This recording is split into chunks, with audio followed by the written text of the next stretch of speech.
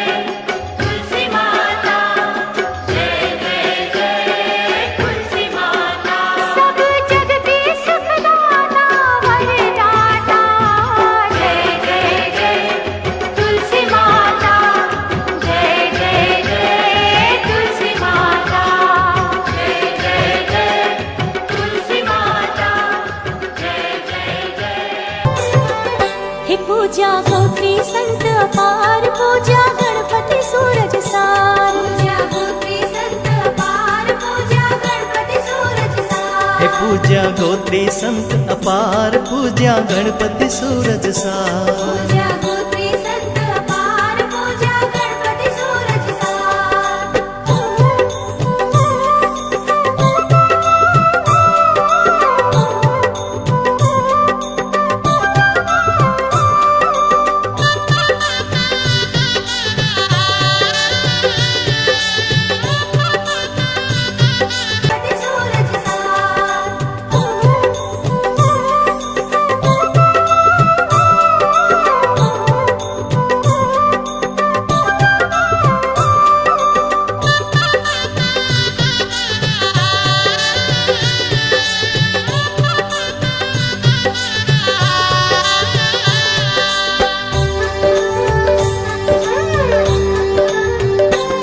जग जीव छे अबड़ा बाण, कहे वैष्णवानंद खाए का। जग जीव छे अबड़ा बाण, कहे वैष्णवानंद खाए का। जग जीव छे अबड़ा बाण रे,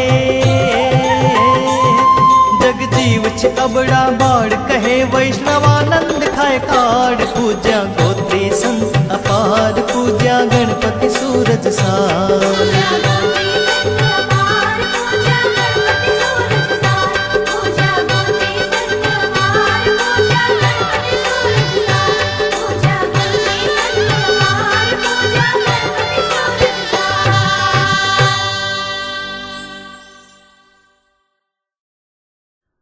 લગ્ન ગીતાવલી. વિવાહ સંસ્કાર. માનવ જીવન પ્રગતિશીલ, ભાવવાહી અને શક્તિશાળી બને તે માટે આપણી સંસ્કૃતિમાં ઋષિઓએ ગર્ભાધાન, નામકરણ, ઉપનયન, વેદારંભ વગેરે 16 સંસ્કારોનું સર્જન કર્યું છે. આ સંસ્કારો પૈકી અતિ સુંદર, ભાવયુક્ત અને ભવ્ય સંસ્કાર એટલે વિવાહ સંસ્કાર. વિવાહ એટલે વૈદિક વિધિ સાથે સમજણપૂર્વક જોડાવું. પરસ્પર ગૌરવ, સાંસ્કૃતિક ઉન્નતિ અને પરંપરાનું રક્ષણ એ વિવાહ સંસ્કારનો અનુપમ ઉદ્દેશ્ય છે. પવિત્ર લગ્ન પ્રસંગ દરમિયાન વર કન્યા પક્ષની બહેનો દ્વારા ગવાતા છીછરા, ફટાણા અને અભદ્ર ગીતો સાંભળીને સ્વયં શ્રીજી મહારાજે કહ્યું કે લગ્ન એ પવિત્ર પ્રસંગ છે. આ પ્રસંગે આવા ગીતો શોભે નહીં અને સ્વયં ભગવાને સંતોને એવા ગીતો, પદો રચવાની આજ્ઞા કરી કે જે લગ્ન પ્રસંગે ગાઈ શકાય. સદ્ગુરુ મુક્તાનંદ સ્વામી, સદ્ગુરુ પ્રેમાનંદ સ્વામી, સદ્ગુરુ નિષ્કુળાનંદ સ્વામી આદિ સંતોએ લક્ષ્મી વિવાહ, રાધા વિવાહ, રૂક્ષ્મણી વિવાહ જેવી ગીતમાળાઓની રચના કરી. આ ગીતો આજે પણ એટલા જ સત્સંગીઓમાં લોકપ્રિય છે અને પ્રસંગે પ્રસંગે ગવાય છે. શ્રી ગણેશ વધાવો. વક્રતુંડ મહાકાય સૂર્યકોટી સમપ્રભ નિર્વિઘ્નમ કુર્મય દેવ સર્વ કાર્યેષુ સર્વદા. આપણા ધર્મ, સંસ્કૃતિ અને પરંપરા અનુસાર કોઈ પણ માંગલિક કાર્યના પ્રારંભની જેમ વિવાહ સંસ્કાર કાર્યનો પ્રારંભ પણ ગણેશ પૂજનથી થાય છે.